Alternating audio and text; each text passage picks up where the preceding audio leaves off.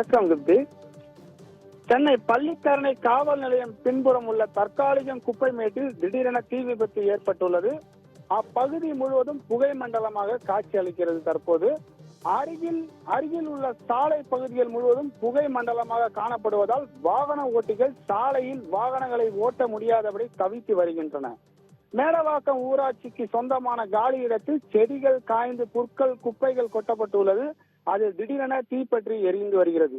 கரும்புகை சூழ்ந்துள்ளதால் கண் எரிச்சலும் மூச்சு திணறும் ஏற்பட்டு வருகிறது.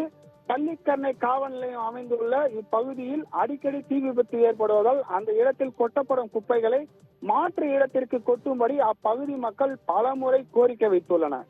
தற்போது அந்த இடத்தில் தீ மலமல எரிந்து வருவதால் அருகில் உள்ள பள்ளிக்கரணை காவல் நிலையம் மற்றும் குடியிருப்பு பகுதிகளை சுற்றி புகை மண்டலமாக காணப்பட்டு வருகிறது. தற்போது மேடவாக்கம் தீயணைப்பு துறையினர் அங்கு ஏற்பட்டுள்ள தீயை அணைக்கும் பணியில் ஈடுபட்டு வருகின்றனர்.